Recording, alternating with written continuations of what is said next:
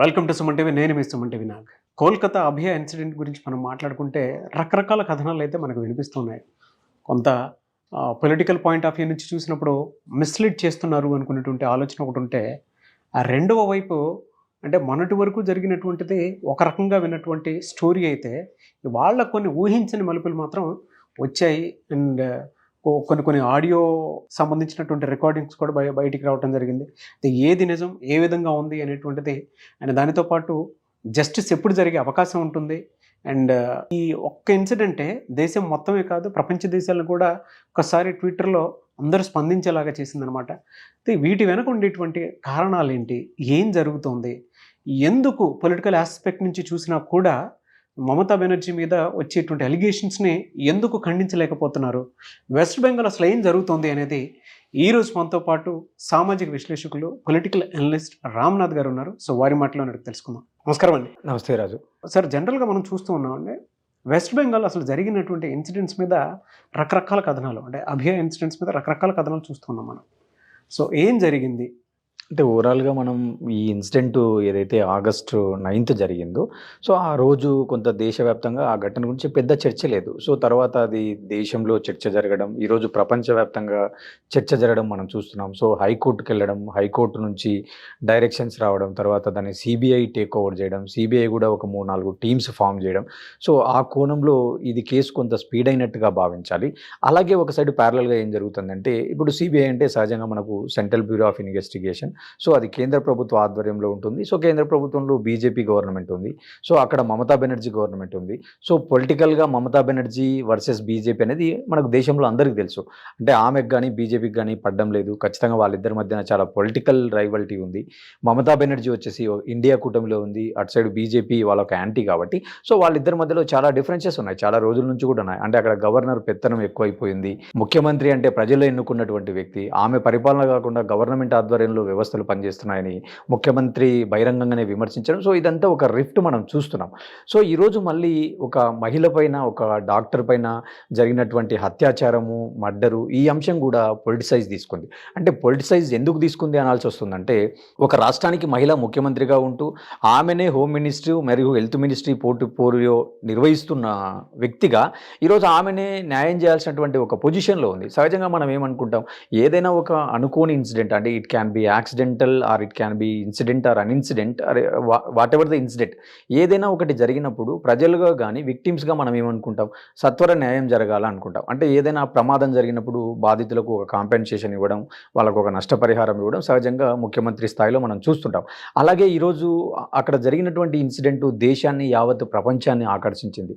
అంటే ఒక 31 సంవత్సరాల ఒక మహిళ, ఒక పీజీ డాక్టరు, ట్రైనింగ్లో ఉన్నటువంటి డాక్టర్ పైన జరిగిన అత్యాచారం ఒక చాలా విషాదకరమైన ఘటన అది. సో ఆ ఘటన పైన ఎంత సత్వరం ఒక ముఖ్యమంత్రి రియాక్ట్ అవ్వాలి. సో నాకు ఖచ్చితంగా ఈ ఘటన 24 గంటల్లో తేల్చాలి, లేదా దోషులను బయట పెట్టాలి, ఖచ్చితంగా వాళ్ళను కఠినంగా శిక్షించాలి, మీడియా ముందు పెట్టాలా అని చెప్పి ఎవరైతే ఆర్డర్స్ పాస్ చేయాల్సినటువంటి వ్యక్తి ఎవరైతే ఆ స్థానంలో ఉన్నారో ఆ వ్యక్తి రోడ్ల మీదకు వచ్చి ధర్నాలు చేస్తూ ఆ వ్యక్తి ఈరోజు ప్రొటెక్ట్ చేస్తూ ఉంటే, అంటే ఇక్కడ ఈ సంఘటన ఎలా పోతుంది అంటే, న్యాయం చేయాల్సినటువంటి స్థానంలో ఉన్న ఆమెనే ఈరోజు బీజేపీని కానీ, కేంద్ర ప్రభుత్వంలో కానీ, రాష్ట్ర ప్రభుత్వాలలో ఇతర బీజేపీ ముఖ్యమంత్రులు ఎవరు ఉన్నారో వాళ్ళకు కౌంటర్గా ఆమె ఏం మాట్లాడుతుంది అంటే, దీని వెనుక కమ్యూనిస్టు పార్టీలు, బీజేపీ పార్టీలు ఒక పొలిటికల్ వెండేటాతో రాజకీయం చేస్తున్నాయి. వాళ్ళ రాష్ట్రాలలో జరగలేదా ఘటనలు, ఏమన్నా దేశంలో ఏమన్నా రేపులు ఎక్కడన్నా జరగలేదా, ఇంత ఘటనలు జరగలేదా అనేటువంటి కోణంలో ఒక పొలిటిసైజ్ జరుగుతుంది. సో వాటికి అదనంగా కూడా మనకు 2 రోజులుగా ఒక ఆడియో క్లిప్ అనండి, వీడియో క్లిప్స్ అనండి కూడా అక్కడక్కడ మనకు సర్క్యులేట్ అవుతున్నాయి. అంటే వెదర్ ఇట్ క్యాన్ బి అది ట్రూతా లేకుంటే ఫ్యాబ్రికేటెడ్ అని మనం డిస్క్లైమర్ చేయలేము, అంటే మనం జస్టిఫై చేయలేము. సో ఒకసారి మనకు ఆ వీడియోస్ను కూడా మనం ఏంటి, అందులో కన్వర్షన్ ఏంటి అని ఒకసారి ఆలోచిస్తే, అంటే ఈ కాలేజీలో చాలా కాన్స్పిరసీస్ ఉన్నాయి, చాలా ఫ్రాడ్స్ జరుగుతున్నాయి. అంటే సరిగా అటెండెన్స్ లేని వాళ్ళకు, సరిగా క్లాస్లకు రానటువంటి వాళ్ళకు కూడా వాళ్ళు పాస్ చేసి మార్కులు వాళ్ళను అప్రూవ్ చేస్తున్నారు. ఇంకొక వైపు ఇక్కడ డ్రగ్స్ ఉంది, ఇక్కడ ఒకవైపు ప్రభుత్వానికి సంబంధించినటువంటి మెడికల్ సంబంధించినటువంటి కొనుగోలు అమ్మకాలలో కూడా చాలా వరకు అవకతవకలు ఉన్నాయి. ఉన్నాయి, ఇక్కడ నుంచి ఫండ్ పార్టీకి వెళ్తుంది అనేటువంటిది ఒక కన్వర్షన్, ఒక ఆడియో క్లిప్ యొక్క కన్క్లూడ్, అది సారాంశం. సో ఒకవేళ అక్కడ అది నిజమా లేదా అబద్ధమా అనేది the department will find out, అది ఇన్వెస్టిగేట్ చేయాల్సి ఉంటుంది. సో అది కూడా ఈరోజు దేశవ్యాప్తంగా ఒక సంచలనంగా మారింది. ఆ కాలేజీ ఏం ఆషామాషి కాలేజీ కాదు, చిన్న కాలేజీ కాదు. నేను ఇందాక మీరు చెప్పిన తర్వాత నేను చూశాను ఆ కాలేజీ ఒకసారి బ్రీఫ్ చూస్తే ఏంటంటే, ఏషియాలోనే అది మొట్టమొదటి ప్రైవేట్ మెడికల్ కాలేజ్.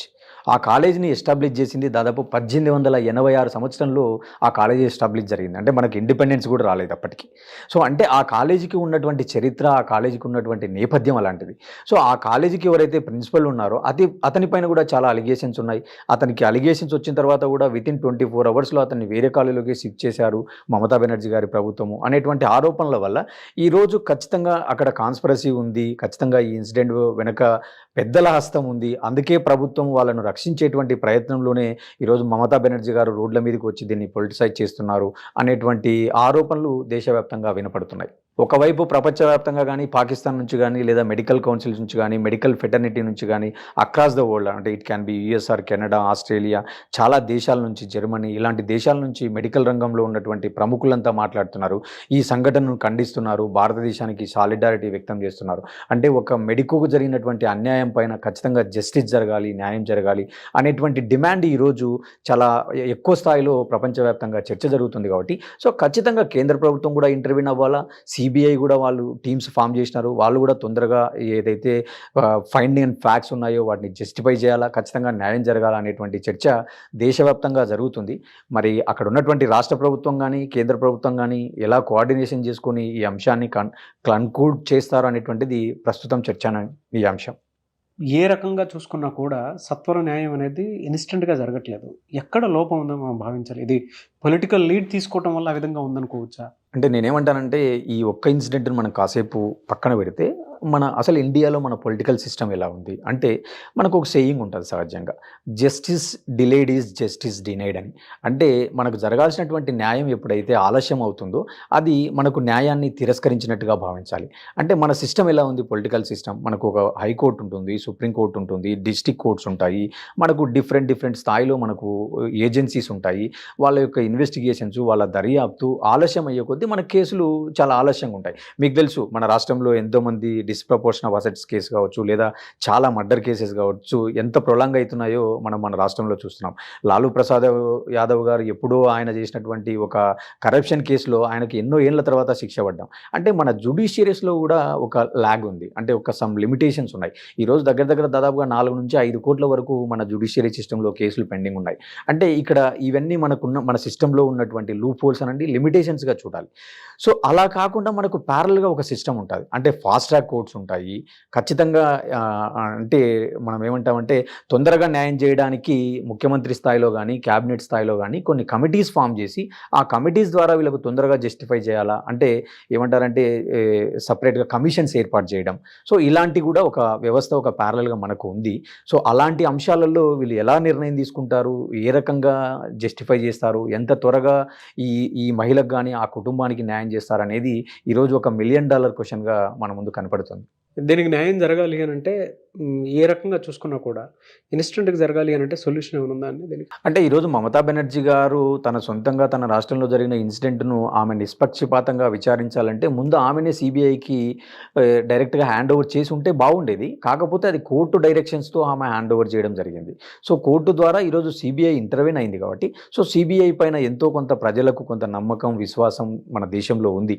అంటే ఎలాంటి క్రైమ్నైనా వాళ్ళు బయటికి తీయగలరు అనేటువంటి ఒక హిస్టరీ ఉండడం వల్ల సో ఆ దర్యాప్తు సంస్థ చాలా తొందరలోనే ఈ విషయాన్ని బయటపెట్టి కోర్టు ముందున ప్రొహిబిట్ చేసేటువంటి అవకాశం ఉంటుంది.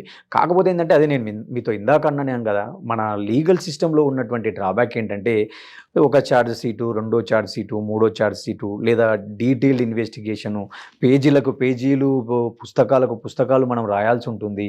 ఎంతోమంది సాక్షులను మనం ఇన్వెస్టిగేట్ చేయాల్సి ఉంటుంది.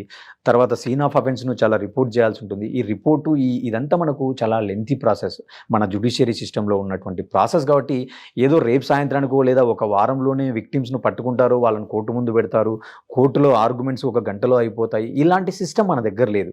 కాకపోతే ఒకటి ఏం చేయొచ్చు అంటే వాళ్ళు ఇన్వెస్టిగేషన్ను చాలా తొందరగా వాళ్ళు పూర్తి చేసి ఖచ్చితంగా వాళ్ళను కోర్టు ముందు, ప్రజల ముందు, మీడియా ముందు ప్రవేశపెట్టేటువంటి అవకాశం ఉంటుంది కాబట్టి ఆ పనిని సాధ్యమైనంత వరకు చేస్తే బాగుంటుంది. అంటే ఎందుకు ఈ మాట అనాల్సి వస్తుందంటే మనం చూసినాం మన దేశంలో నిర్భయ చట్టం, నిర్భయ కేసు కానీ ఇలాంటివి ఎన్నో ఏండ్లకు కానీ మనకు తీర్పులు డెలివర్ కాలేదు, వాళ్ళకు శిక్ష అవ్వలేదు. అలాగే మనము ఇంకా ఇంకా కాస్త ముందుకు పోయి మాట్లాడుకుంటే కసబ్ కేసు కూడా మనకు తెలిసిందే. ఆ రోజు ముంబైలో తాజ్లో హోటల్లో జరిగిన బ్లాస్ట్ల విషయంలో కసబ్ అనే వ్యక్తిని మన దేశంలో ఎన్ని సంవత్సరాలకు శిక్షించాం, ఎన్నో రోజులు ట్రయల్స్ ఎదుర్కొన్నాడు, ఎన్నో ఏండ్ల తర్వాత అతనికి కన్విక్ట్ అవ్వడం జరిగింది.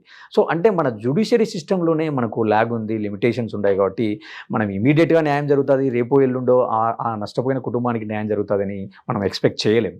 బట్ ఏదేమైనా సరే ఈ అభియా కేసుకు సంబంధించింది త్వరితగతిన న్యాయం జరగాలని మాత్రం మనస్ఫూర్తిగా కోరుకుందాం. ఎస్, థ్యాంక్ యూ మనం ప్రజలుగా అది కోరుకోవాలి అందరం. Yes, thank you so much Ramnath garu. So చూసారు కదండి వీడియో. జస్టిస్ ఫర్ అభయ అనేటువంటి హ్యాష్ ట్యాగ్ని ట్రెండింగ్లోకి వెళ్ళేలాగా చేసి సో ప్రతి ఒక్కరూ కూడా మన ఇంట్లో ఆడపిల్లకి జరిగినటువంటి ఇన్సిడెంట్గా భావించి పూర్తి స్థాయిలో త్వరగా దీనికి జస్టిస్ రావాలని కోరుకుందాం. కింద కామెంట్ బాక్స్లో మాత్రం ఈ వీడియోని షేర్ చేస్తూ డెఫినెట్గా హ్యాష్ ట్యాగ్లో జస్టిస్ ఫర్ అభయ అని చెప్పేసి ట్రెండ్ చేయండి దయచేసి.